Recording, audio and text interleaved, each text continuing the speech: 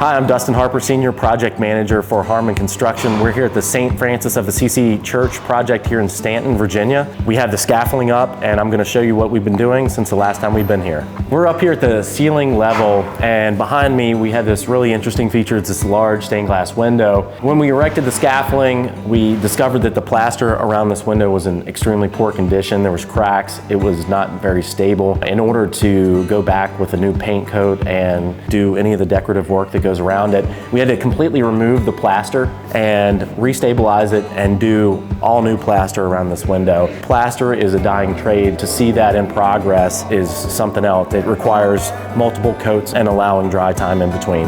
So at the roof level, you can see these points where all these arches come together. That one in particular was missing when we got here. The plasterers had to come in to a different feature, paint silicone over top of it, pull the silicone off, create a plaster mold, then re-pour the plaster and reattach that element up there so it resembles all the other ones in the church.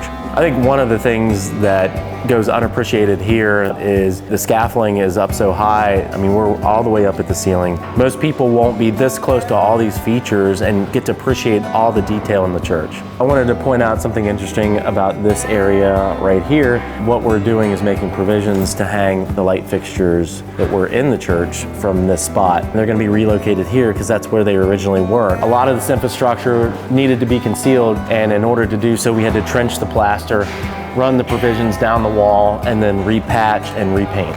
Since the last time we were here, this stage has now been constructed. It's in a state where as soon as the scaffolding comes down, we're going to plywood it and prepare it for the marble tile that'll go in its place. This altar has been disassembled.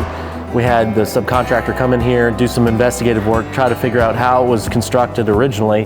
Now it's their task to come back in, modify this, and extend it out about 20 inches. Last time we were in this chapel area, you could see that the walls were exposed brick. As part of the historical standards, we had to restore it to plaster as it was originally constructed. They had to take care in doing these angles correctly to make sure that these window reveals looked exactly like they used to look. Thanks for joining me and taking a look at the progress that we've done so far.